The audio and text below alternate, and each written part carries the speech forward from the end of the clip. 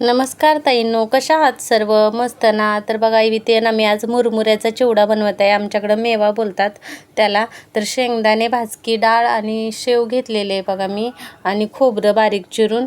तर बघा इथं फोडणीसाठी कढीपत्ता, मिरची, लसूण, हळद आणि आपलं लाल तिखट, मीठ आणि जिरं मोहरी घेतलेले आहे बघा. तेल बघा इथे मी तापत ठेवले आणि त्याच्यामध्ये शेंगदाणे ना आपल्याला भाजून घ्यायचे आहेत बघा. हे गावाकडचे शेंगदाणे असल्यामुळे तुम्हाला लाल दिसत असतील. तर ते का नाही व्यवस्थित भाजून आपल्याला ना मुरमुरे जे आहेत त्याच्यावर घालून घ्यायचे आहेत शेंगदाणे. सगळं जे पण काय आपण भाजून घेऊ ना ते सगळं आपल्याला याच्यावरतीच घालून घ्यायचं आहे बघा.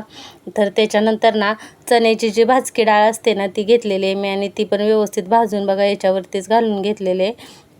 आणि त्याच्यानंतर आपल्याला खोबरं पण व्यवस्थित भाजून घ्यायचे. खोबरं व्यवस्थित भाजायचं.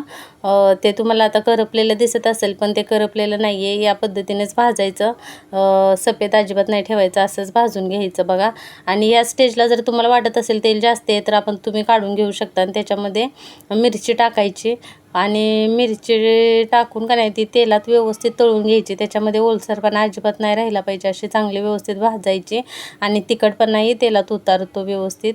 आणि त्याच्यानंतर कढीपत्ता पण बघा मी भाजून व्यवस्थित घेतलेला आहे आणि त्याच्यावरतीच घालून घेतला आहे. आणि लास्टला लसूण घातलेलं आहे बघा.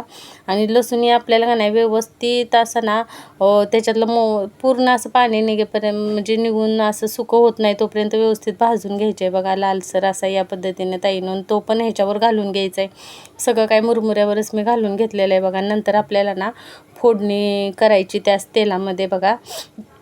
मोहरी आणि जिरं घालून घ्यायचं. पहिल्यांदा मोहरी घालायची. मोहरीचं चांगली भाजली की मग नंतर जिरं घालून घ्यायचं आणि तेही व्यवस्थित भाजून घ्यायचं आहे बघा आपल्याला. आणि ना नंतर आपण काय करायचं, हे व्यवस्थित भाजलं ना त्याच्यानंतर ना गॅस बंद करायचं. हे बघा मी गॅस बंद केला आहे. आणि त्याच्यामध्ये नंतर गॅस बंद केल्यानंतर हळद आणि लाल तिखट टाकायचं आहे. तुमचा जो पण काही घरगुती लाल मसाला असेल तो टाकू शकता तुम्ही, मीठ. आणि नंतर ना ती फोडणी आपल्याला मुरमुऱ्यावर